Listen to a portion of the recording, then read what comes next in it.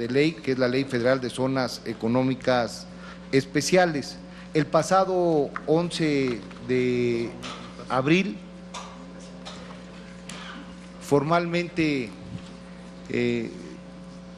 rolamos el dictamen en los términos de la minuta para que pudiera ser atendido, analizado y en reflexión por las senadoras y los senadores. Y a lo largo de estos prácticamente 3 meses de trabajo, con la participación de los integrantes de las juntas directivas de las comisiones referidas, así como con la participación de senadoras y senadores de los distintos grupos parlamentarios, se generó un consenso para modificar 20 de los 50 artículos de la ley propuesta por la Cámara de Diputados. Tienen ustedes en su poder, en tiempo y forma, el dictamen propuesto por las juntas directivas, que reitero, vienen los términos de la minuta, y tienen también en su poder un cuadro comparativo sobre los 20 artículos en los cuales hay acuerdo de modificación por los distintos partidos y grupos parlamentarios integrantes de estas comisiones. Como lo hemos hecho con anterioridad en otros procesos de dictaminación, voy a poner a consideración de las senadoras y de los senadores la posibilidad de modificar el dictamen en los términos de la minuta con los acuerdos de estos 20 artículos para posteriormente iniciar la discusión, el análisis y la votación, en su caso, del dictamen, pero ya con las modificaciones de ser aprobadas. En este sentido, le pediría al senador Héctor Larios pudiera poner a consideración de las senadoras y de los senadores las modificaciones de estos 20 artículos para posteriormente poder proceder a analizar el dictamen con las modificaciones comprendidas si es que fuesen aprobadas.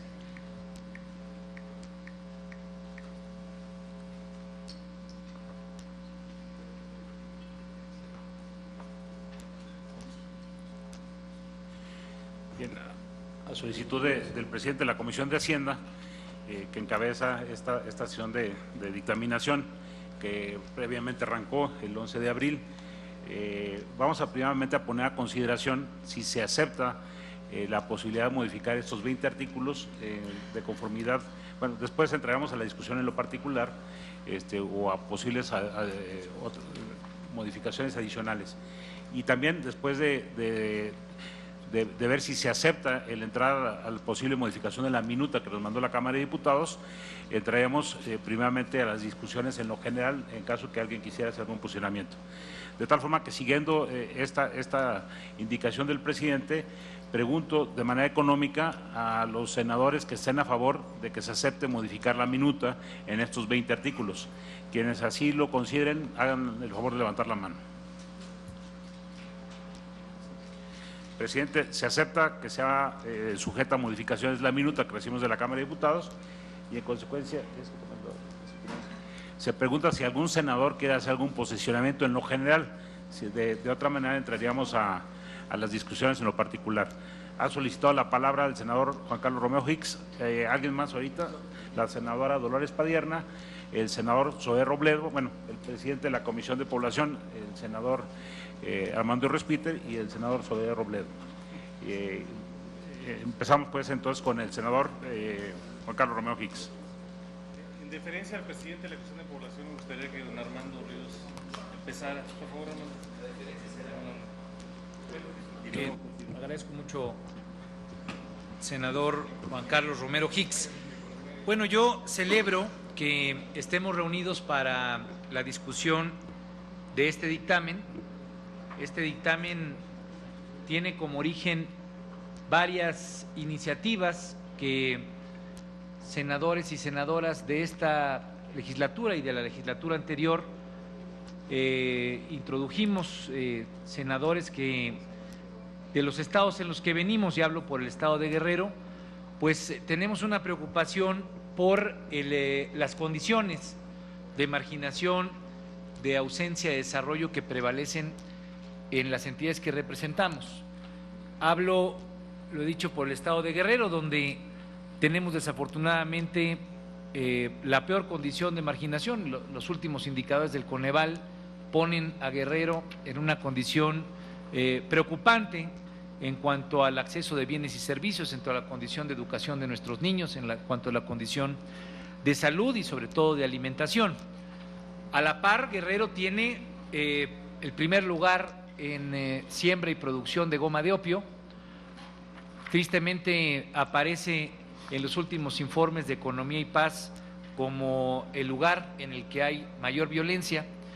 Y entonces, frente a esta condición donde hay marginación, donde hay desempleo y donde tenemos condiciones de inseguridad y de violencia, la necesidad que tenemos en este cuerpo legislativo y como representantes del Senado de la República es pensar de manera colectiva qué está pasando alrededor del Pacto Federal, que tenemos estados que son una locomotora en cuanto a generar desarrollo, generar crecimiento, lugares que tienen 9, 8% de crecimiento anual del Producto Interno Bruto y que es algo que hay que celebrar como mexicanos y mexicanas, pero si lo que queremos es tener un país que logre detonar todo su potencial, donde 120 millones de mexicanos y mexicanas podamos poner a México en el lugar al que está destinado a llegar, la quinta, la sexta economía del mundo, pues es cómo logramos tener un modelo de desarrollo que posibilite oportunidades similares a todos los que componemos esta gran nación. Entonces me parece que a partir de esa ecuación ha surgido pues una discusión que hoy nos tiene sentados alrededor de este dictamen. ¿Cómo podemos generar zonas económicas especiales donde la visión del Estado mexicano, la convocatoria de con todas sus capacidades y con todas sus herramientas nos permita generar procesos de inversión que precisamente logren revertir las condiciones de marginación que hay en algunos lugares? Por eso, cuando escuchamos la convocatoria del presidente Peña Nieto en este contexto, vimos y volteamos a ver cuando mencionaba al puerto Lázaro Cárdenas, que es el puerto que convive geográfica, demográfica, familiarmente entre Michoacán y Guerrero, Salina Cruz con el horizonte hacia Coatzacoalcos o el puerto Chiapas, nos permite este planteamiento pensar en que es posible pues generar una nueva lógica de planeación y sobre todo una nueva lógica de inversión donde el Estado mexicano priorice las apuestas para un nuevo contexto, no solamente nacional, sino internacional, que es aprovechable. El dictamen que estamos comentando, yo lo he dicho en varias ocasiones, no podemos considerar que sea una panacea. Yo creo que una de las graves deficiencias que hemos tenido como país es que después de la desafortunada declaración de Herminio Blanco, cuando dijo que no había mejor política industrial que la que no había, y que fue condenar a nuestros instrumentos de política pública a que el libre comercio fuera la única herramienta de desarrollo, pues la verdad es que nos ausentamos de visiones donde lo que la convocatoria del Estado mexicano, repito, pudiera generar como mejores condiciones. Solamente pongo como ejemplo Lázaro Cárdenas, que es el lugar que mejor conozco porque fui diputado contiguo a ese distrito. Lázaro Cárdenas se pensó en los 70 años como uno de los posibles puertos más importantes del mundo. Enormes cantidades de inversión llegaron, se invirtió en uno de los puertos que hoy desde Vancouver, precisamente pasando por todos los puertos de California hasta llegar a Lázaro Cárdenas, es de los que mayor capacidad tienen en el mundo. Está orientado hacia el mercado global que mayor capacidad de crecimiento tiene, que es el mercado asiático. Tiene líneas de conducción que permiten tener con mucho mayor cercanía y con mucho mayor dinámica cosas que lleguen de China, de Japón, de Corea del Sur, puestas en la parte franca del noreste norteamericano en menor tiempo que lo que puede tener cualquiera de los puertos de Los Ángeles o de San Francisco. Entonces, digamos, hay ventanas de competitividad frente a un mundo global que hoy tiene una mucho mayor apertura, repito, hacia la franja de Asia-Pacífico. ¿Qué ha pasado? Que esas inversiones que se hicieron en los 70s no continuaron después de la crisis de los 80s, Y entonces se vio que el libre comercio iba por libre albedrío, por generación espontánea a generar desarrollo. Hoy tenemos ese puerto que he descrito ahí, con infraestructura de baja calidad, con poca inversión, con potencialidades que no se logran aprovechar. Si por ejemplo vemos que después, ya me están pasando el tiempo, yo que me estoy emocionando, mi querido secretario. Cierro porque me interesa mucho definir cuál es la visión que creo que esta minuta debe de llevar, y no solamente el determinar qué es lo que puede empezar a ocurrir a partir de esta discusión. Esas inversiones que en Lázaro Cárdenas tuvieron en la parte de Michoacán, en la parte de la Tierra Caliente, distritos de riego, cómo se pensó en aquel momento en los 70s que los distritos de riego que se invirtieron en la parte del Alto Balsas, entre Guerrero, entre Michoacán, pudieran generar un amplio abasto agrícola, no solamente al puerto, sino también a Zihuatanejo.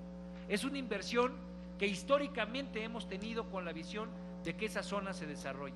Y de pronto se paró, llegó la crisis, en los 80 se acabó el dinero, y luego llegó la visión de mercado que imperando, pues ha dejado que podría ser un gran vergel internacional totalmente apartado del desarrollo. ¿Qué estamos discutiendo hoy? ¿Cómo podemos reencontrarnos con una ruta donde el desarrollo industrial, donde el desarrollo tecnológico, donde el desarrollo digital, pues puede aprovechar las ventajas comparativas y competitivas que tenemos en la región? Hoy la autopista siglo XXI permite que los ingenieros que están creciendo en Guanajuato, que están creciendo en el clúster automovilístico de Querétaro, puedan llegar y desarrollar un clúster con mucho mayor superioridad a los que hemos instalado en la parte norte del país, o con iguales condiciones para abarcar el mercado asiático. Difícilmente hay un punto en el mundo que tenga esa condición que pueden tener las partes de la franja del sur. Y por eso la minuta que hoy se discute es ver cómo podemos tener un nuevo entendimiento del desarrollo. Sí, más empleos, pero mejores empleos que estén mejor remunerados. No apostarle al modelo maquilador tradicional que ya ha empezado a demostrar agotamiento, sino cómo podemos generar un clúster digital ahí, donde los productos y los servicios de frente al mercado asiático puedan ayudar a puentear con el mercado de América del Sur, con la conectividad que se puede tener con el mercado de América del Norte. Esta minuta no lo va a lograr, lo quiero decir con toda puntualidad. Esta minuta lo que hoy permite es tener un nuevo momento de lanzamiento de las zonas que hoy hemos condenado como más marginadas. Lo digo convencido de que si queremos que Guerrero deje de ser el lugar que da las malas notas públicas, donde se secuestran a 43 jóvenes para desaparecerlos, tenemos no solamente que generar más Estado, mejores condiciones de seguridad, sino verdaderas condiciones de desarrollo para los jóvenes que están naciendo y que están creciendo en estos lugares, que nacen y que crecen en Oaxaca, que nacen y que crecen en Chiapas. Por eso yo celebro que esta discusión pues hoy tenga un dictamen que es un punto de encuentro, y que me parece que es un nuevo momento de discusión de cómo nuestro país, si queremos que se convierta en lo que yo sueño que sea dentro de 30 años, que es el país que le va a tocar vivir a mis hijos en la quinta economía del mundo, pues que esta sea una nueva forma de entendernos como un país integrado, donde todos sus componentes, también los del sur, tengan opciones de desarrollo. Me emocioné, muchas gracias. Muchas gracias. Yo recordaría que el 11 de abril, en donde se instaló el estudio y dictaminación de esta iniciativa, se hicieron ya las consideraciones de orden general, de tal manera que, habiendo varios inscritos, les pediría de la manera más atenta que se suscribieran a un tiempo máximo de 5 minutos. Tiene ahora la palabra el senador Juan Carlos Romero Hicks. Sí, cómo no.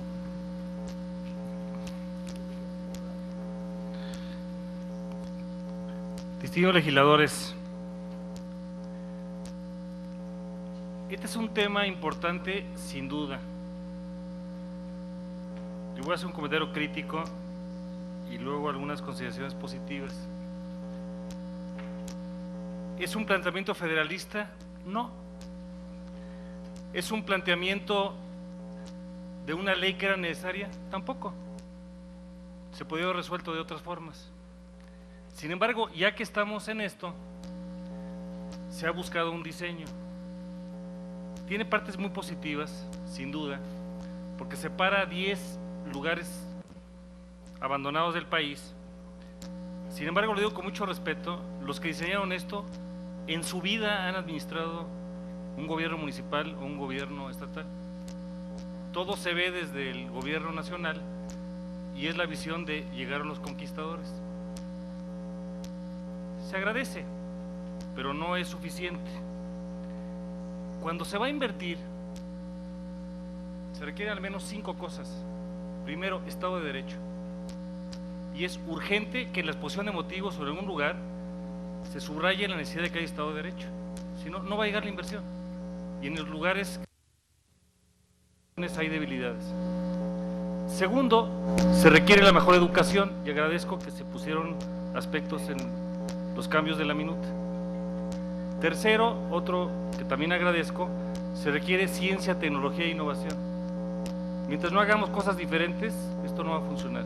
Y se hacen expresiones que mucho agradezco, inclusive se propone que el CONACYT sea parte de la Comisión Intersecretarial, entre otras cosas. Cuarto, se requiere salud, y se toca de manera tangencial. Y quinto, infraestructura. Si no hay estas condiciones mínimas elementales, esto no va a operar. A mí lo que me preocupa, y nada más lo digo para subrayar la inquietud, aunque vamos a votar a favor, es que se ve solamente desde la visión nacional. Por ejemplo, en los consejos técnicos no participan las autoridades locales. Por ejemplo, no hay ninguna obligación para que la Comisión Intersecretarial participe con la autoridad local. Y estas cosas, que no tienen que estar en ley, son de voluntad, puede estar en el convenio de coordinación, en el artículo 10, son muy importantes, pero no quiero que se dé la impresión de que el gobierno federal le hace el favor a una zona. Se requiere la participación activa de las comunidades. Si no hay participación de los gobiernos locales, si no hay participación de las comunidades, entonces esto no va a funcionar. Se va a requerir que las cooperativas, los sindicatos, los empresarios y los actores tengan mejores condiciones. Lo que debo de reconocer es que algunas de las preocupaciones que estoy comentando sí fueron incluidas. Sin embargo, es una ley excesivamente detallada. No era necesario entrar a tantas cosas. Con 10 artículos se hubiera resuelto de manera muy plena, y hasta sin ley también se podía haber hecho a través de un decreto general con la colaboración de los actores involucrados. Ese es el comentario crítico. Sin embargo, la parte positiva que me parece muy significativa es que si estos elementos se están introduciendo para que de alguna manera pueda funcionar y que podamos proveer cosas. Por ejemplo, también se incorporó el sentido del desarrollo integral de manera más plena, porque se tiene que integrar la parte social y la parte económica. Y la tragedia de nuestro país es que no se ven como dos alas de un avión, sino que la política social termina siendo la ambulancia de las omisiones de la política económica, y ese es el país que no podemos tener. No quiero dar un tono negativo, sí quiero dar un tono crítico, que creo que no se procesó de la mejor manera, aunque hicieron un gran esfuerzo. A mí nunca me dieron derecho de audiencia, a mí directamente. Lo hice a través de documentos, pero me hubiera gustado comentarlo con los que diseñaron la iniciativa, que ojalá algún día tengan la oportunidad de ver el país desde lo local hacia lo nacional. Muchas gracias. Muchas gracias, senador. Juan Carlos Romero Hicks. Tiene ahora la palabra Zoé Robledo, el senador Zoé Robledo. Muchas gracias. Hace cerca de 60 años, cuando en algún momento, quizás por el Senado de la República, perdón, ahí ¿sí? Perdón. Decía yo que hace 60 años, cuando se planteó todo el modelo de inversión en las presas hidroeléctricas en varios estados del país, particularmente en Chiapas, se planteó que fuera por un decreto presidencial. y se creó una comisión, la comisión de la cuenca del río Grijalva. Y en aquel momento, en algunos de los textos ahí planteados, se habla de cosas similares a lo que estamos planteando hoy aquí, que a partir de un decreto van a llegar inversiones, desarrollo, infraestructura, y que esto eventualmente traerá a los pobladores locales un nuevo estadio de bienestar. Solo quiero dejar claro que al día de hoy Chiapas es el estado con menos electrificación del país, con más rezago de electrificación, si se le quiere ver de otra forma. Entonces, esto no es nuevo tampoco, no es nuevo que desde el centro se planteen modelos de desarrollo económico que a partir de la inversión, ya sea pública o privada, van a generar o prometen esa generación. Desde hace varios años hemos estado discutiendo justamente este tema, de cómo la diferencia entre el éxito o el fracaso de un país o de una región tiene que ver no con los aspectos geográficos, no con las condiciones personales, culturales, demográficas, tiene que ver con el diseño institucional. Hace unos años aquí James Robinson, el autor de este libro de por qué fracasan las naciones, nos los decía, que las naciones menos desarrolladas tienen la raíz de sus problemas en instituciones extractivas frente a aquellas naciones ricas que tienen el éxito en instituciones inclusivas. Por eso es que hemos sido tan insistentes que en las zonas económicas especiales lo que se requiere no es una buena intención, lo que se requiere es un buen modelo institucional, así de simple y así de claro. Un modelo institucional que garantice el éxito y garantice ese éxito vinculado con la inclusión de actores sociales, económicos, públicos, privados y sobre todo los actores sociales. Buenas prácticas sí, pero también perspectiva local. Por eso yo he insistido mucho, sí a las zonas económicas, pero no así como estaba el planteamiento de la minuta. Porque este es un momento en el que hay que ser leal, no al que firmó la minuta, que es el presidente de la República, hay que ser leal a quienes representamos, así de simple. Y no creer ciegamente que la minuta que aprobaron los diputados, pues tenía sus méritos en función del origen de esa minuta. Fuimos en el 2014 y tan así nos interesa que existan las zonas económicas que presentamos una iniciativa para su creación en 2014, la creación de zonas económicas estratégicas, les llamábamos en aquel momento. Y en ese proceso de inclusión deliberativa y demás, llegamos hasta la zona donde quiere haber zonas económicas. En Tapachula se realizaron 2 foros y yo celebro de verdad que los planteamientos de esos foros hoy, por lo menos de manera parcial, estén incorporados en la minuta. A mis paisanos en Tapachula les preocupaba mucho el artículo 16 y fíjense en algo que desde el centro no se va a entender. El planteamiento de que el Consejo Técnico de la zona estuviera integrado por representantes que residan en el Estado, porque hay tal desconfianza en el diseño institucional que si no se planteaba la residencia, la obligación de la residencia, se tenía el riesgo y la preocupación de que esos personajes del Consejo Técnico estuvieran fueran convocados de vez en cuando, los llevaran a Tapachula, los llevaran a comer, a pasear ahí al puerto y después se regresaran y ya nadie volviera a saber de ellos. Nos interesa que sean de allá, nos interesan que vivan allá. También se incorporó que los representantes del sector empresarial tengan experiencia, tengan conocimiento en las materias previstas en la ley y no sea un consejo técnico a modo pues de los cuates del gobierno de la iniciativa privada. Lo mismo en la parte académica y lo mismo en el sector social. Y lo otro, pues que el consejo técnico no les hiciéramos perder el tiempo, que tuvieran un mecanismo para emitir recomendaciones y por el otro lado la Secretaría tuviera tiempos y plazos para responder a esas recomendaciones. Estamos plagados en el país de comités técnicos que no hacen nada, que se reúnen de vez en cuando para cumplir y no tienen absolutamente ninguna facultad. Entonces, yo sí celebro que esto haya ocurrido de esta manera. Sostenemos que en el grupo parlamentario, y es una postura personal, que el tema de fondo de las zonas económicas no es el desarrollo y el crecimiento económico como un medio, deben de ser planteados como un fin. Buscamos que los beneficios lleguen a las personas y no que los beneficios se queden solamente en las empresas como se ha planteado una y otra vez. Si no les damos y les dotamos a las zonas económicas especiales una incontrovertible perspectiva de combate a la pobreza y a la desigualdad, entonces estaremos de verdad en deuda con todas estas poblaciones que están tan entusiasmadas.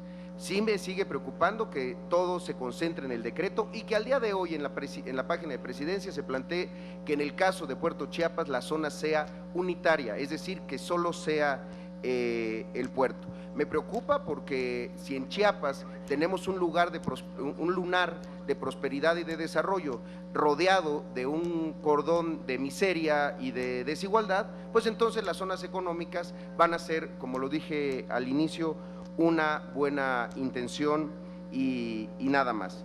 En suma y para concluir, nuestro voto será a favor. Queremos que haya zonas económicas, pero no dejaremos de mencionar todos y cada uno de los pendientes que también ofrece este dictamen. ¿Hay avances? Sí. ¿Los cambios avanzan? Por supuesto.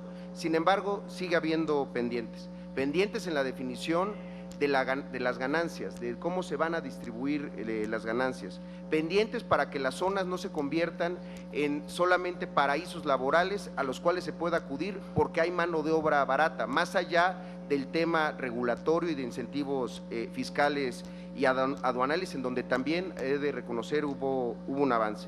Me sigue preocupando que las zonas económicas no tengan una gobernanza dinámica, que se dé no por, sino a partir de una comisión federal regulatoria, y que ocupen todo el lugar que necesiten, que articulen distintos puntos en cada región y no se vuelvan claustros austrados. Sin duda damos un primer paso, pero hay que reconocer que es el primero nada más, que hay que dar muchos más para que este modelo de desarrollo y de inversión se convierta en un modelo de combate a la más profunda de las desigualdades que vive México, que es la desigualdad entre los estados más pobres y los más ricos del país. Es cuanto, senador presidente. Muchas gracias, senador Robledo. La senadora Dolores Padierna. Una disculpa, porque en el orden inicial se había anotado primeramente el senador Juan Carlos Romero Hicks, enseguida se anotó el senador Zoé Robledo, luego usted y luego Armando Ríos Peter. Lamentablemente aquí autorizamos un intercambio, debió haber sido un intercambio, dejar el lugar aquí, Juan Carlos. No se preocupe, presidente, no se preocupe por eso. Pero, ¿tengo sonido? Sí, sonido. Yo creo que está habiendo aquí un trato diferenciado y que hay senadores o senadoras de primera y de segunda. A unos sí se les invita a revisar la ley, a negociar los cambios, a, en todo caso, conocerla de antemano, y a otros se nos llega ya con un proyecto y se vota antes de discutirse, que los cambios que decidieron, quién sabe quiénes, se integren y no los conozcamos. Bueno, haciendo esa aclaración, yo coincido con el senador Romero Hicks, que decía que en este momento lo que se plantea en esta iniciativa es de carácter ejecutivo, son políticas públicas. ¿Qué le impide al presidente de la República otorgar estímulos y facilidades administrativas? Nada. ¿Qué impide y desde cuándo se le ha impedido a implicar, impulsar el desarrollo social en algunas zonas? No lo hace. Lo tiene que decir una ley que lo haga cuando está dentro de sus facultades constitucionales. La creación de infraestructura, tiene que pedir permiso, tiene que haber una ley específica para que hagan infraestructura y la desarrollen, o promover la productividad, la competitividad, crear empleos. ¿No son esas medidas de política pública que debe de hacer el gobierno de manera permanente y constante? Es decir, poner todo esto en una ley es otro el motivo. Y yo pediría que pusieran atención, porque yo sí puse atención en otras intervenciones. Es decir, Peña Nieto parece que entiende que solo haciendo leyes va a avanzar. Va en el 4º año de gobierno y ahora manda una ley para promover la inversión. Cuando promover la inversión está dentro de sus facultades y otras cuestiones que trae esta ley. También hace un año dijo en su informe de gobierno que habría 3 zonas económicas especiales. Se tardó un año para mandar una iniciativa. No hay estrategia, pues se les ocurren las cosas y las van implementando como tal.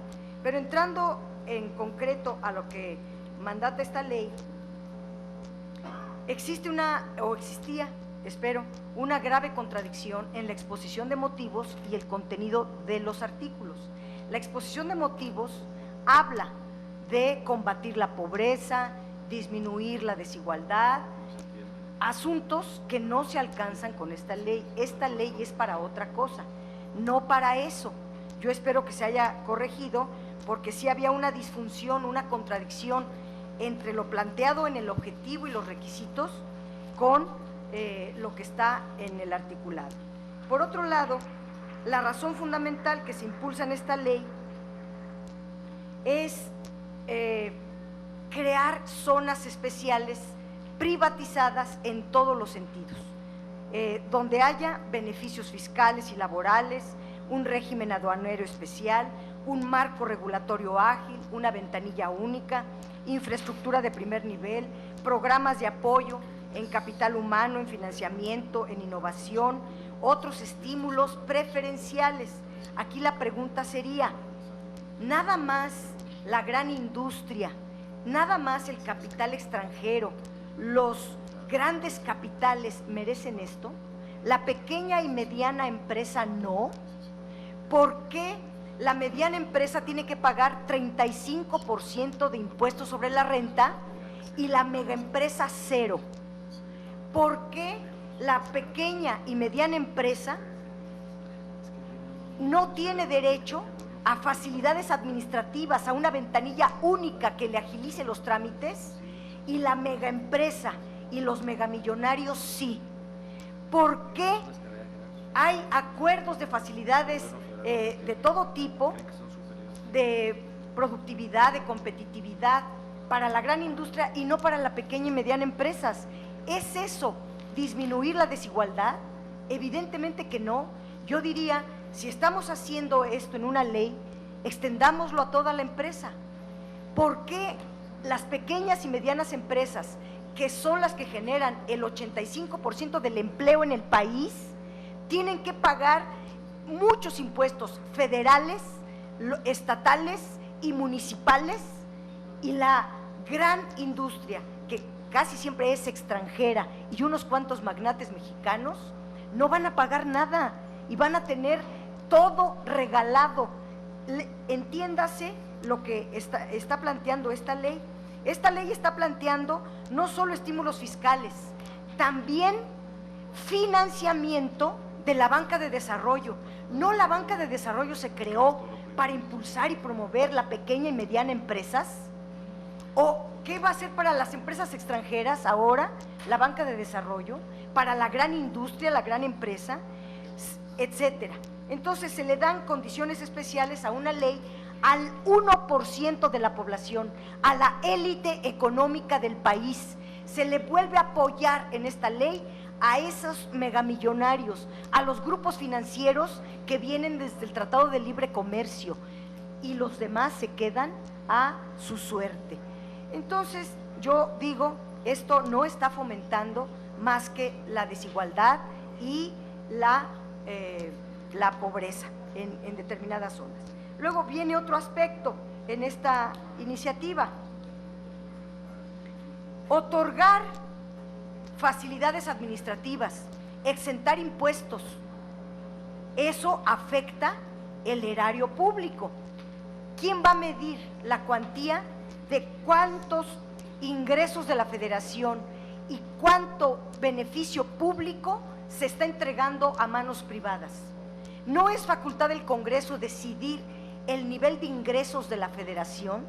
Ahora van a sustituir también las facultades del Congreso de la Unión en materia de decidir la ley de ingresos de la Federación? Bueno, explíquese así y entonces refórmese la Constitución antes de la aprobación de esta ley. Luego se dan facultades extraordinarias a la Secretaría de Hacienda. La Secretaría de Hacienda creará el proceso de las zonas económicas, está desde la creación, las autoriza, las supervisa. La Secretaría hace el análisis previo de factibilidad, analiza el proceso de coordinación, decide la forma de convenio con las entidades federativas, con otras secretarías. Además, elabora el plan de desarrollo. La Secretaría establece las políticas de actuación en las zonas especiales y, por si esto fuera poco, además decide la coordinación intersecretarial estará presidida también por la Secretaría de Hacienda. Es decir, no solamente es una actividad del Ejecutivo, también de seguimiento y también de evaluación, donde queda entonces las facultades revisoras del Congreso. Y luego, algo más, están decretándose, pues, por causas de utilidad pública, las zonas económicas especiales. Ahora, como son causas de utilidad pública, entonces el Estado tendrá consideraciones especiales para estas zonas especiales. ¿Por qué no hacia las zonas pobres? ¿Por qué no a la población en su conjunto? ¿Por qué no a la pequeña y mediana empresa? Porque a considerarlo así, entonces los servicios públicos que sean necesarios para la operación de estas zonas, se aplicarán recursos públicos para que funcionen. ¿Y por qué no llevar recursos públicos de verdad a las zonas marginadas? ¿Por qué no llevar recursos públicos? Pero además, aquí se considera causa de utilidad pública todo tipo de servicios. Pregunta, ¿el agua? En estas zonas, ¿el agua estará privatizada? ¿La electricidad, la seguridad? ¿Cuáles servicios? Porque se habla todos los servicios públicos necesarios para la operación de las zonas económicas especiales. Bueno, esto es una nueva privatización ahora de la infraestructura pública, pero también del territorio nacional. Ya solo eso faltaba, ya se había privatizado el subsuelo, los bienes del subsuelo, la minería, los energéticos, ahora están por el territorio, ahora en la superficie. Yo creo que se requiere, en primer lugar, afirmar y volver a decir que se trata de crear zonas autónomas, zonas aisladas, que no organiza y que no se integra con el resto de la entidad y que se están privatizando partes del territorio nacional y que en realidad se está preparando zonas que tengan todas las condiciones para mercancías de exportación. Por eso se hace donde hay puertos, aeropuertos, porque se trata de fomentar el mismo modelo de desarrollo hacia el exterior que ha fracasado desde el Tratado de Libre Comercio y que nos tiene con crecimientos pírricos, con una verdadera fábrica de pobres, y que el modelo exportador ya está haciendo crisis y se está preparando entonces para el acuerdo transpacífico, y esa es la litis. Quieren seguridad y certeza jurídica para que los inversionistas que vayan a estar en estas zonas tengan todo el capital público necesario para que ellos tengan condiciones de producción para la exportación en el Pacífico. Por eso se está pensando en estas zonas del sur-sureste. No es casual que hasta ahora se les ocurra, es que acaba de firmar el gobierno el acuerdo transpacífico, a pesar de que el Senado de la República ni siquiera ha recibido el documento oficialmente por parte de la Secretaría de Economía. Yo diría, por último, que tendríamos que revisar uno por uno los cambios que se hicieron anoche, porque nos son entregados en este momento y no los conocemos. Yo espero que en estos cambios haya habido sensibilidad con el país y que no haya demagogia de que con este instrumento se va a combatir la pobreza y se va a acabar la pobreza en Chiapas, en Guerrero y en Michoacán, porque todo eso es engañar a la gente. Nada más. Muchas gracias, senadora. Tiene ahora a continuación el uso de la palabra el senador Humberto Mayans. Muchas gracias. Con su permiso, señor presidente. Bien, esta ley, a mí me parece esta iniciativa de ley muy importante, es fundamental para garantizar un desarrollo nacional más equilibrado. Coincido que a lo mejor no era necesaria la ley para instrumentar políticas públicas que nos permitiera garantizar ese desarrollo armónico en todo el país, que no se ha respetado durante decenios. Hoy el gran riesgo que tiene el país es que se parta en dos, y no estoy exagerando, que haya un centro y un norte desarrollado, próspero, generando empleos modernos, muy bien remunerados, un centro y un norte muy bien educado, acercándose ya a niveles de desarrollo de nuestro país vecino, del primer mundo, y un sur-sureste, 9 estados, empobrecido, rezagado, con serios problemas sociales. Estamos hablando de Guerrero, Oaxaca, Veracruz, Chiapas, Tabasco, Yucatán y a excepción de Quintana Roo tal vez, los riesgos son enormes por los niveles de pobreza, desempleo y rezago que encontramos en el sur-sureste. Y están todas las estadísticas y podríamos abundar mucho en ello, pero no es el caso. A mí me parece que esta iniciativa de ley que estamos discutiendo hoy sobre zonas económicas especiales viene a ser, en primer lugar, justicia al sur-sureste. No es limitativo al sur-sureste porque es una ley general que vale para cualquier región del país, para el centro, para el norte, para el sur. Se ha hablado de 3 zonas económicas especiales para el sur-sureste, la de Chiapas, la del corredor interoceánico Coatzacoalcos-Salina Cruz, que abarca Veracruz y Oaxaca, y la de Lázaro Cárdenas, como aquí dijo bien el senador Ríos Peter, en Michoacán y Guerrero, que abarca estos municipios de estos 2 estados. Este proyecto, esta ley, hay que decirlo también, que no es limitativo, primero. Segundo, que está diseñado para generar riqueza, para generar empleo en zonas atrasadas y marginadas, en zonas pobres del país, a través de políticas públicas que generen desarrollo y crecimiento. Y aquí se dijo por el senador Romero Hitz, y tiene toda la razón, que no habrá desarrollo y crecimiento solamente con la ley.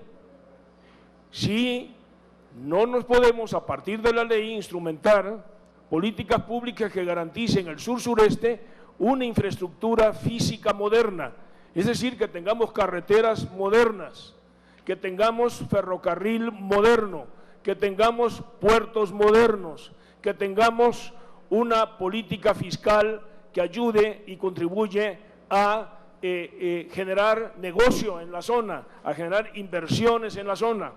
Si no, nadie va a venir, ni nacional ni extranjero, a invertir en el sur-sureste. Si no tenemos también educación de calidad, si no tenemos, como dijo Romero Hitz, investigación científica y tecnológica e innovación, pero ligada a la vocación productiva del desarrollo regional, no cualquier investigación científica y tecnológica, sino la que está ligada a las vocaciones productivas y genera desarrollo y crecimiento. Si no tenemos Estado de Derecho, esto es cierto, pero esta ley contempla esos aspectos. Si tomamos nota de los cambios e innovaciones que se hicieron anoche, que son 21 cambios que se están proponiendo y que ya avalamos que se incorporen al dictamen original y a la minuta que vino de la Cámara de Diputados. Hoy el presidente Peña Nieto, hoy el gobierno federal ha volteado a ver al sur-sureste. Teníamos años, decenios de no voltear al sur-sureste. Hoy se está proponiendo, y no solamente al sur-sureste, porque el sur-sureste lo tenemos que ver en una lógica de desarrollo mucho más amplia, que es voltear a ver a Centroamérica, que es el mercado natural de México, del sur-sureste, Centroamérica, no nada más al norte, donde el PIB es de 192.000 millones de dólares y que están aprovechando los colombianos, los brasileños y otros países, 192.000 millones de dólares. Y necesitamos desarrollar el sur-sureste para integrar un mercado con esa visión de desarrollo regional. Pero también aquí Zoé Robledo ha dicho, y esto es muy importante, que esto no es nuevo, que ya hubo un intento en los años 60 y 70 para generar una infraestructura con algunos de los objetivos que hoy se están planteando en esta ley, y que no se dieron las cosas como se preveía en el decreto presidencial de entonces, de los años 60 y 70, que creó la Comisión del Río Grijalva para construir las grandes presas en los altos de Chiapas, en la cuenca Grijalva y Usumacinta, que déjenme decirle además que es la 7ª reserva mundial de agua, es la 7ª reserva mundial de agua, y que por frontera Tabasco salen, viniendo desde Guatemala, pasando por Chiapas y Tabasco, derraman en el Golfo 135.000 millones de metros cúbicos de agua dulce, que no se aprovechan, que no se aprovechan. Y es cierto, Chiapas es el estado menos electrificado del país, cuando la cuenca Grijalva y Usumacinta produce el 35% de la energía eléctrica del país, el 35%. ¿Y por qué no se dieron los resultados de ese proyecto, de ese gran proyecto? Porque se construyeron las presas y el proyecto integral contemplaba infraestructura física moderna, según la época competitiva, para desarrollar el campo, por ejemplo, la agricultura en la zona, construyendo grandes canales para regular y controlar el agua. Y toda esa obra quedó inconclusa. No la voy a narrar, podríamos decirles simplemente para sintetizar, y lo puedo demostrar y comprobar plenamente, que lo que se ha hecho con parte del sur-sureste, Tabasco, Chiapas, fundamentalmente Campeche y el sur de Veracruz, es aprovechar el petróleo y el gas para trasladarlo al centro y al norte del país y no desarrollar estos proyectos que fueron planeados, concebidos, planeados con proyectos ejecutivos y que quedaron en obras inconclusas.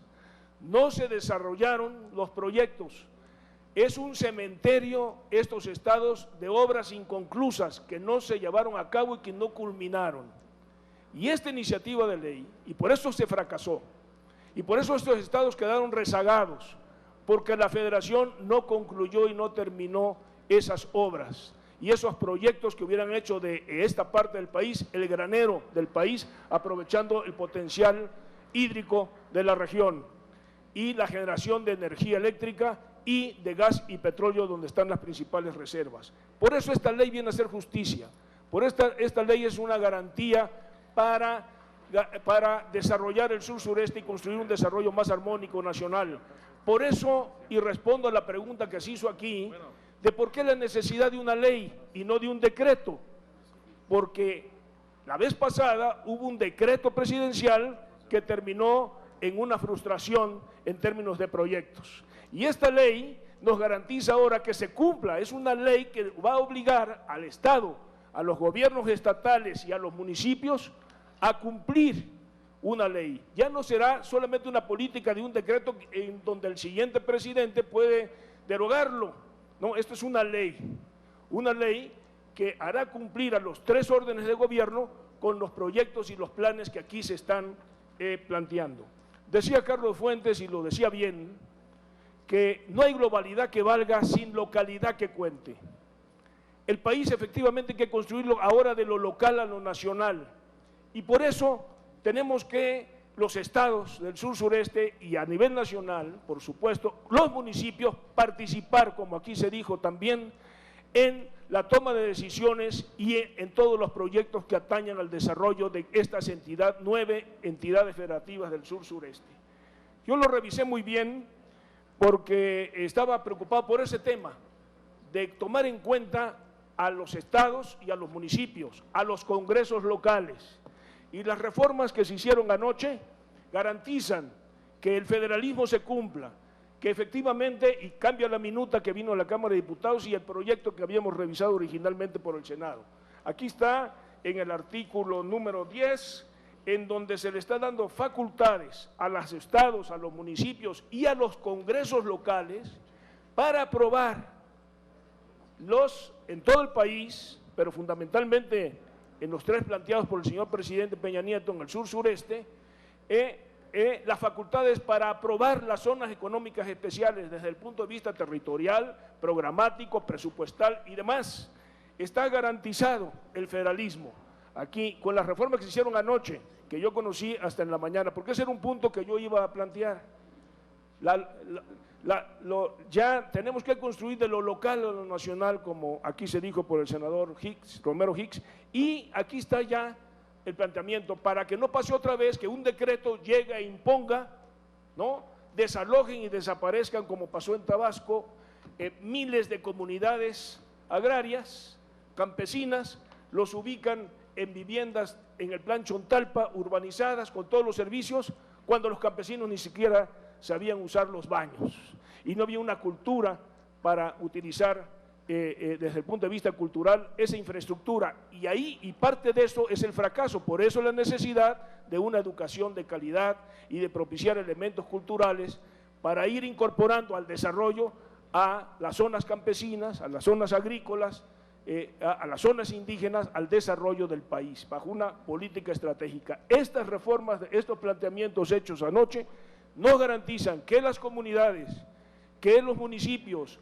que el gobierno estatal participe plenamente en la definición, estrategias, planeación e incluso en el financiamiento de estas zonas estratégicas conforme lo marca la ley. Yo dejaría el planteamiento hasta ahí, diciendo que para el país, porque no es limitativo para las 3 zonas que ya se han platicado de ellas, sino también para el sur-sureste en su conjunto, dentro de una estrategia de desarrollo regional, esta ley hace justicia y es importantísimo para poder desarrollar el sur-sureste. Sin esto nos va a ser muy difícil, sobre todo estamos ya en el 4º año de gobierno y se le tiene que dar continuidad, porque este programa es para 20 años, no es para 2 ni para 6, y los próximos presidentes de la República, gobierne quien gobierne, tendrá que darle continuidad, porque está obligado ahora por ley a hacerlo y no por un simple decreto. Muchas gracias y felicidades a las comisiones dictaminadoras, porque para nosotros es sumamente importante esta iniciativa de ley, que desde luego votaremos a favor. Muchas gracias, senador Mayans. Una consideración, perdón, senador Larios. Entiendo que la lista de oradores resta el senador Luis Armando Melgar, la senadora Rocío Pineda, y el senador Patricio. Una vez agotada la lista de oradores, estaremos poniendo en consideración la posibilidad de votarlo en lo general y abrir las reservas por si hubiese alguna en lo particular. Bien, tiene el uso de la palabra el senador Luis Armando Melgar. Muchísimas gracias. Bueno, agradezco aquí a los presidentes de las comisiones aquí reunidas, agradezco a mis compañeros senadores y de manera muy respetuosa yo quisiera nada más hacer una reflexión en lo general. No perdamos de vista, y lo digo de manera muy respetuosa ante todos los comentarios aquí vertidos, no perdamos de vista que este es un instrumento de política pública que su objetivo es generar riqueza, su objetivo es construir empleos, su objetivo es lograr el desarrollo donde no hay un desarrollo. Y no perdamos de vista que es en la implementación en donde realmente esto se va a acomodar, como lo hemos visto a lo largo de muchos años. Esa fue la historia del Tratado de Libre Comercio en su momento, ha sido la historia de los tratados de recíprocos de promoción de inversión, ha sido la historia del Tratado del Transpacífico. Este es un instrumento en donde el Ejecutivo y el Legislativo lo que nos debe de ocupar es hacer un marco general que se pueda ajustar en el tiempo, un marco que le dé vigencia, que garantice una buena implementación, pero sobre todo no perdamos de vista qué es lo que se busca, porque cuando los instrumentos económicos se politizan, cuando empezamos a pensar en política en vez de desarrollo económico, las cosas no funcionan. Tenemos que ponerle nombre a las cosas y llamarlas por su nombre. Nosotros como legisladores tenemos que garantizar que este sea un ejercicio de consenso, que recoja las opiniones, pero que sobre todo garantice el éxito de esta zona que aquí se va a implementar. En la historia de las zonas económicas, que no las estamos inventando en México, sabemos que hay unas que han funcionado muy bien a nivel mundial y una parte muy importante han fracasado. Tenemos la oportunidad en México de hacer las cosas bien. Estamos en un momento coyuntural en donde se requiere que hagamos las cosas bien y son los empresarios los que van a ser los responsables de que estas zonas funcionen, nacionales, extranjeros, locales. Y a lo que el papel que a nosotros nos toca es que este marco jurídico sea un marco que permita que en esa implementación se puedan dar todos los elementos necesarios para que las inversiones sean exitosas y que este instrumento funcione con el objetivo que se busca, que es desarrollo económico donde no lo hay. Punto. Sin mayor tema y sin mayor, ahora sí que comentario. No politicemos lo que no se debe de politizar. Hay que ver y llamar las cosas por su nombre. Muchísimas gracias y que ahora sí espero ser el último y que el señor Patricio Martínez no… A la senadora, con todo respeto. Bueno, muchas gracias a todos mis compañeros. También por el esfuerzo, por ocupar el tiempo que le correspondía. Efectivamente. Senadora Rocío Pineda Gochi. Muchas gracias. Bueno, pues para mí es un gusto y una satisfacción el que esta ley llegue a este proceso legislativo, el que por fin, después de que nuestro presidente Enrique Peña Nieto presentó esta iniciativa en septiembre del 2015, hoy estemos ya en este punto de…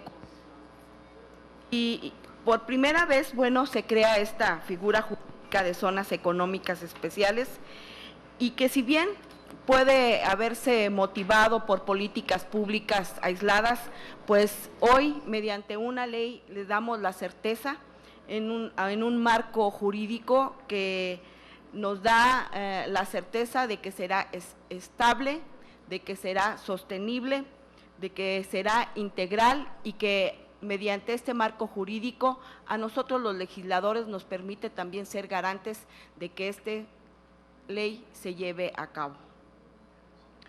Hoy llegamos, como lo dije, a este punto y me satisface, leí con toda puntualidad las incorporaciones que se hicieron, a las cuales estoy de acuerdo, porque creo que le dan certeza, pero también le dan una visión más social, más integral a lo que se analizó desde un principio, desde el ámbito económico. Aprovechando también esta ley, yo creo que no solamente va hacia zonas económicas deprimidas en lo económico y socialmente. Yo creo que estratégicamente está diseñado porque son zonas económicas que tienen un potencial, que su ubicación geográfica permite hacer grandes desarrollos y con ello, bueno, pues crear un corredor industrial interoceánico en el istmo de Tehuantepec, zona de Michoacán, Guerrero y Puerto Madero, Chiapas.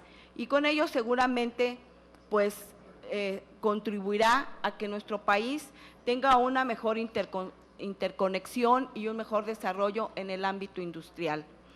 Así también, bueno, yo los convoco, como lo dije hace un momento, a que nosotros seamos garantes de que esta ley se cumpla, de que esta ley se lleve a cabo a la brevedad posible. Las propias condiciones socioeconómicas donde serán ubicadas, yo creo que así lo requieren y la gente de nuestros estados de que nos interesa y que nos beneficia, no obstante que esto es de interés nacional más que local, bueno, pues espera que nosotros hagamos la parte que a nosotros nos toca. Muchas gracias.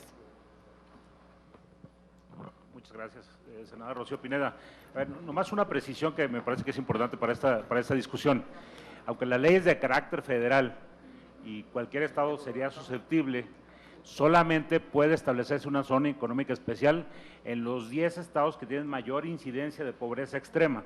Es decir, solamente 10 estados del país calificarían para poder tener una zona económica especial. Adelante, senador Patricio Martínez. Estado que no está incluido, por cierto. Muchas gracias, querido senador y vecino presidente. Quiero hacer algunos comentarios, estableciendo en primer lugar que tengo un gran respeto por todas las intervenciones que he escuchado esta mañana referentes a los diferentes puntos de vista, señalamientos, críticas a la ley.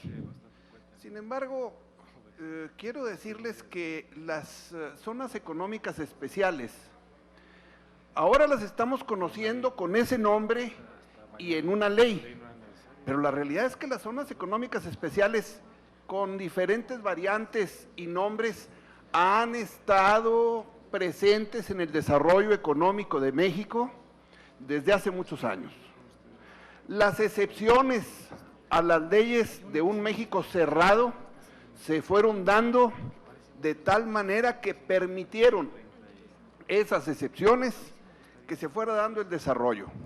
Cuando en el norte no había industria y era la recepción, el agolparse la población de todo México en la frontera buscando pasar de mojados al sueño americano, no había industria y a partir de pequeños cambios de apertura, como el establecer medidas tan sencillas como los artículos gancho, es decir, que se permitiera la introducción de artículos norteamericanos a los supermercados mexicanos, para que los mexicanos no pasaran al otro lado a comprar aquellos productos y que el margen de intermediación quedara en México, fueron medidas que fueron dando resultado.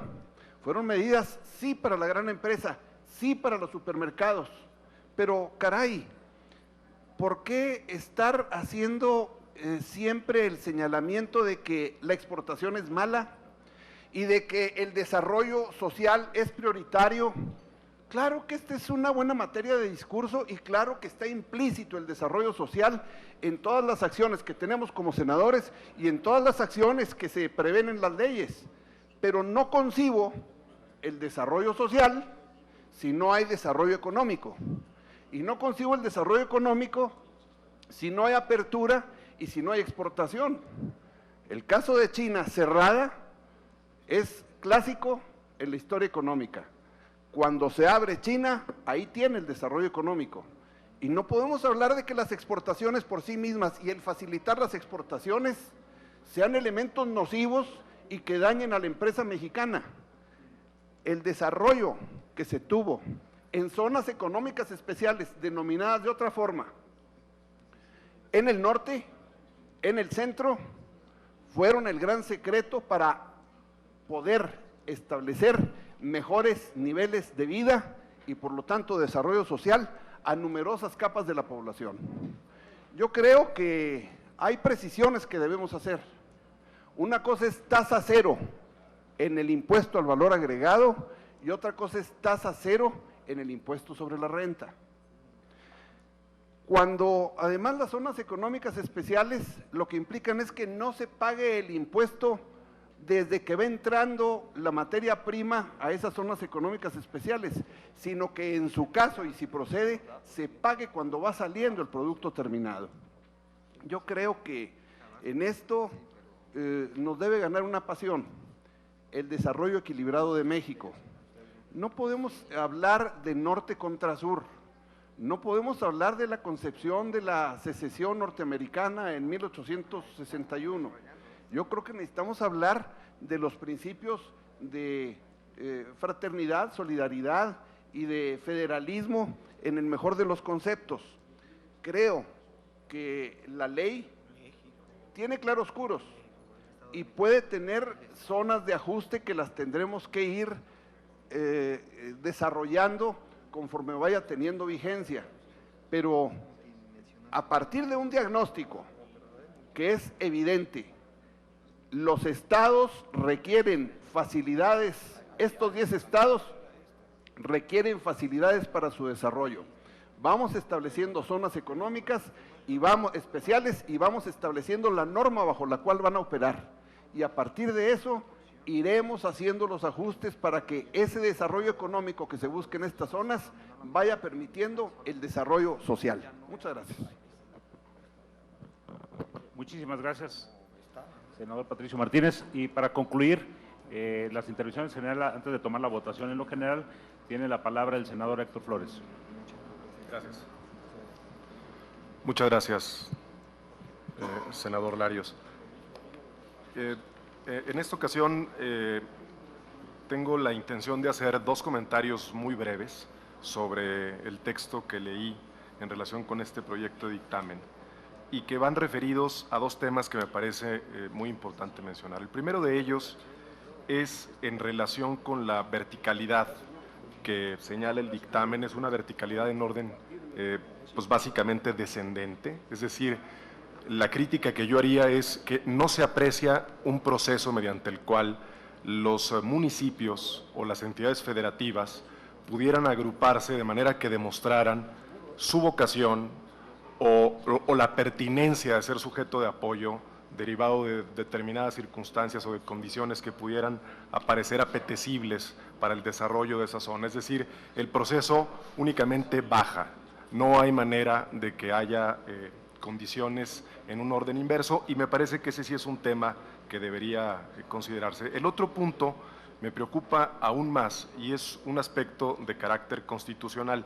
A mí me parece que debe tenerse cuidado con esta fórmula que se establece, mediante el cual se convoca a los municipios y a los gobiernos estatales para que suscriban un convenio, pero en realidad es un convenio que permite la sustitución en el uso de las facultades que están asignadas constitucionalmente a estados y municipios. La intervención del gobierno federal de manera directa, a mí me parece que es cuestionable. Yo entiendo que los municipios pueden coincidir en ciertos temas, yo entiendo que los municipios y los estados pueden convenir en el ejercicio de sus facultades, pero no me parece que los municipios y los estados, pero sobre todo los municipios, para efecto de lo que concretamente es el ordenamiento territorial y los servicios más básicos de una zona, puedan ser sustituidos por convenio. Es decir, que un municipio de antemano pueda dejar a una autoridad federal la intervención de los servicios o de las facultades. Es todo. Muchísimas gracias. Siendo la última intervención, sí me gustaría precisar algunas cosas. En primer lugar, sí existe desde el principio necesariamente la participación del gobierno del Estado y de los municipios. Sí. Tan es así que para poder iniciar el trámite tiene que firmarse un convenio que establece muchísimos temas. Muchos de los que se ampliaron en la minuta deben de estar incluidos. Así se contemplaba desde el principio en el convenio que se suscribe entre la Federación y el Estado y entre la Federación, el Estado y los municipios. La modificación que hace en esta minuta es que esos convenios, los firmados con el Estado, sean ratificados por el Congreso local, para involucrar al Congreso local, pero para darle permanencia, independientemente que cambie el gobernador, que no cambien las condiciones pactadas. Lo mismo que en el caso de los ayuntamientos, entra la ratificación por parte de los cabildos. La parte de los usos de suelo y de todo esto es facultad exclusiva de los municipios. Los municipios, una vez que den el uso del suelo, lo que se va a buscar para posibilitar la ventanilla única que se establece con muchísima precisión, para posibilitar incluso el tener un solo ordenamiento legal que regule la zona económica, el terreno va a ser totalmente federal. Si se establece, como decía la senadora Dolores Padierna, que sea causa de utilidad pública, todos sabemos que en este país la expropiación por causa de utilidad pública es muy complicadísima, porque tienes que acreditar de manera muy fehaciente la utilidad pública, de tal manera que la adquisición de los terrenos va a ser por vía compra. Ese es el tema central. A mí me parece que no hay, mediante convenio, la cesión de atribuciones de ninguna instancia inferior a la superior. Bien, por instrucciones del presidente voy a someter a votación, empezando por la comisión. Quisiera hacer un comentario, si me permite el señor presidente. Concluimos con la participación del senador Blázquez.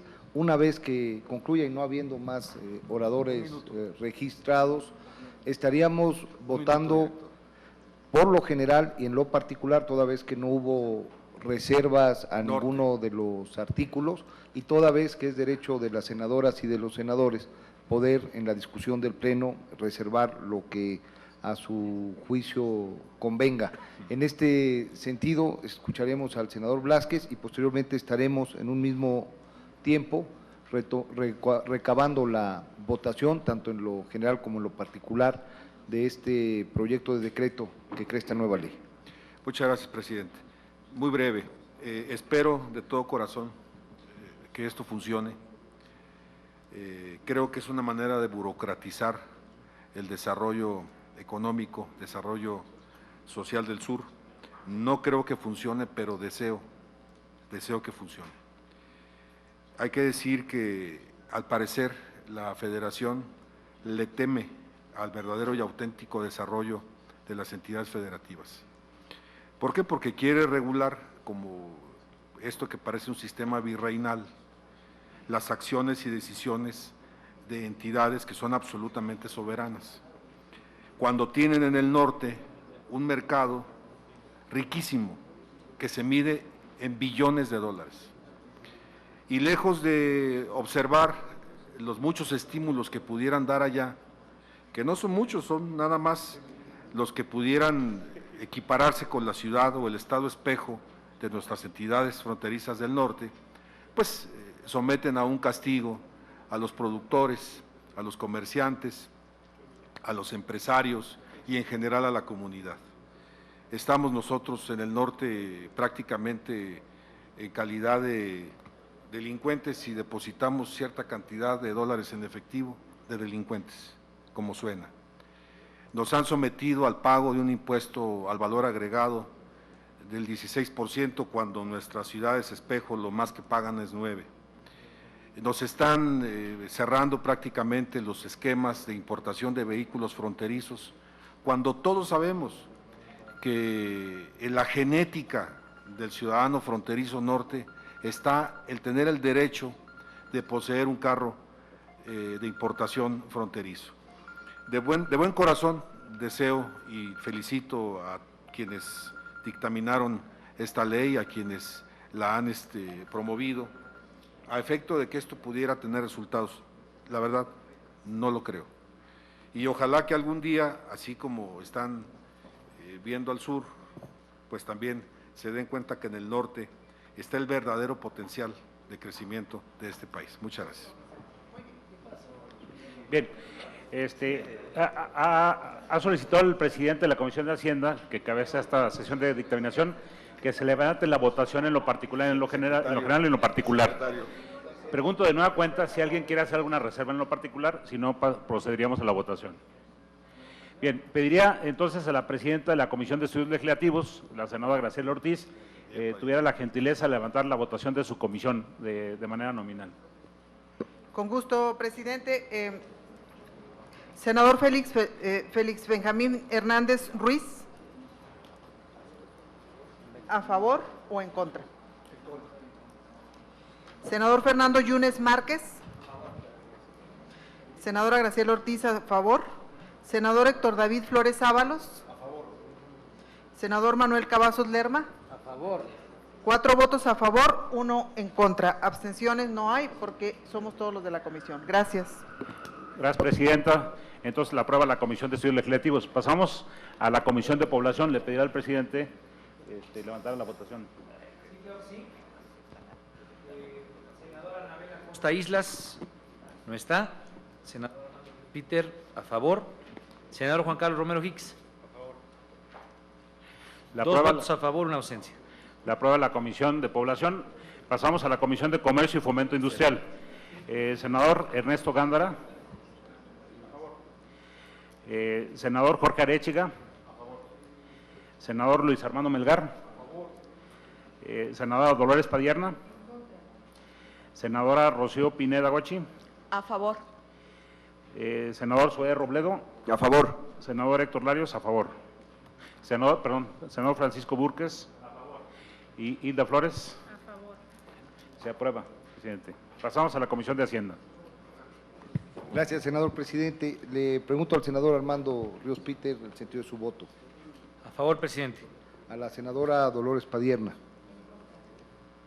Al senador Ernesto Cordero. A favor. Al senador Gerardo Sánchez. A favor.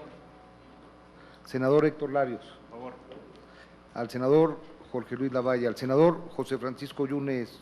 A favor. Sí. Senador Marco Antonio Olvera Acevedo.